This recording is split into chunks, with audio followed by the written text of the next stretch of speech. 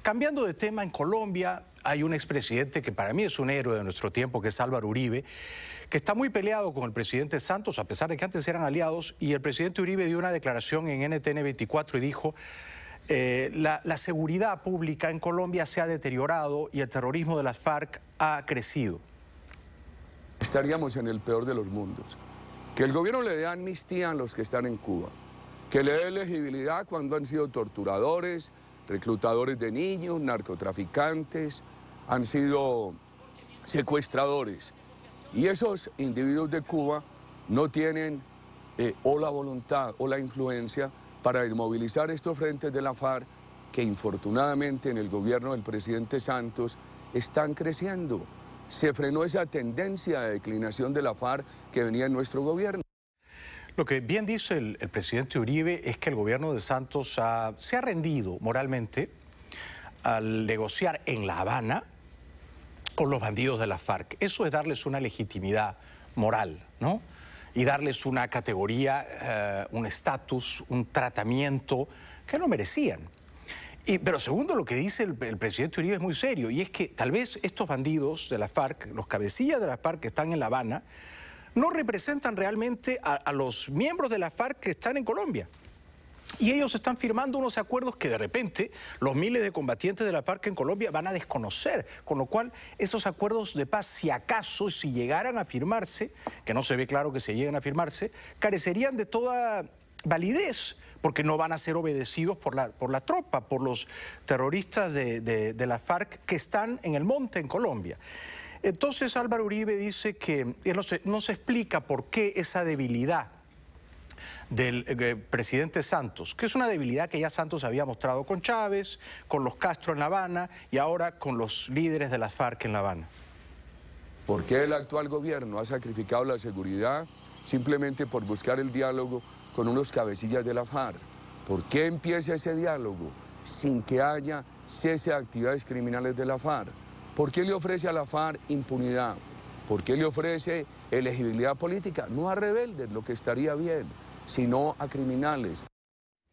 Y a pesar de que el gobierno de Santos les ha dado este reconocimiento, los ha dignificado, conversando con ellos alrededor de una mesa como si fueran gente razonable, civilizada, respetable, que no lo son unos bandidos. A pesar de eso, uno de los jefes de la FARC que están en La Habana, todos protegidos, por supuesto, por las dictaduras de Cuba y de Venezuela, uno de ellos, en lugar de hablar bien del gobierno de Santos, que es lo mínimo que uno podría pedirles, ¿no?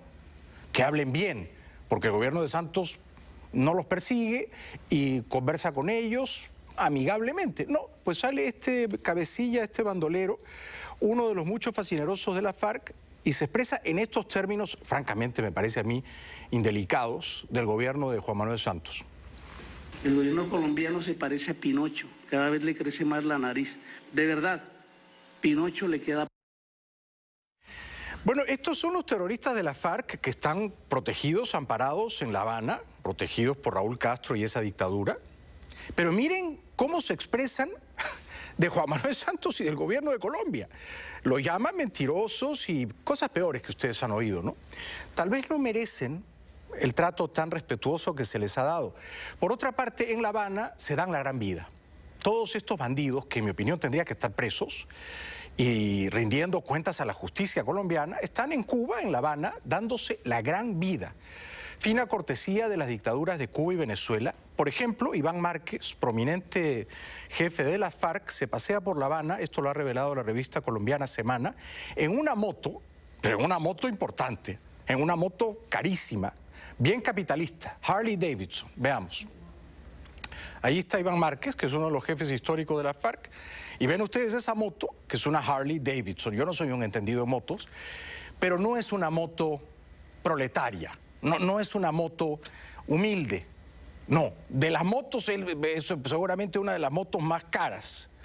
Entonces vemos a un jefe terrorista comunista en moto, pero en moto burguesa, en moto capitalista, en moto cara. Qué bien, se da la gran vida, ¿no? Y entre tanto, esto le está costando mucho políticamente a Juan Manuel Santos, porque Santos llegó al poder siendo aliado de Uribe, había sido ministro de Defensa de Uribe. La gente pensó que iba a continuar las políticas de Uribe y no ocurrió. Santos ha sido desleal con Uribe y está pagando un alto precio político por ello. En NTN 24 dicen que en una encuesta el 60% de la gente no quiere que Juan Manuel Santos el próximo año se reelija. Las elecciones en Colombia son en mayo del año próximo 2014, pero ya la mayoría de los colombianos le empieza a dar la espalda a su presidente. El 60.48% de los consultados considera que Santos no debería ser nuevamente candidato. Una mala noticia para Juan Manuel, y tal vez eso lo que revela es que hay muchos colombianos que se sienten decepcionados porque esperaban que Santos fuera otro Uribe y no fue otro Uribe. Y ha terminado siendo un poco chavista y demasiado blando con las FARC. Por eso, en otra encuesta que se ha revelado hoy en Colombia, Santos ya no va primero, va segundo. Si el general Naranjo fuera candidato, le ganaría. ¿La vemos? El general Naranjo tiene 35% de intención de voto contra 31% de Santos. Ese 35% de la columna verde lo que revela es que el voto sólido, leal de Uribe, que se siente traicionado por Santos y que no piensa votar por Juan Manuel si se postula a la reelección el próximo año, votaría por un candidato fiel a Uribe, como el general Naranjo. Con lo cual puede ocurrir que el próximo año Santos corra a la reelección y la pierda y que gane el delfín de Uribe, el candidato de Uribe, que puede ser este general u otro.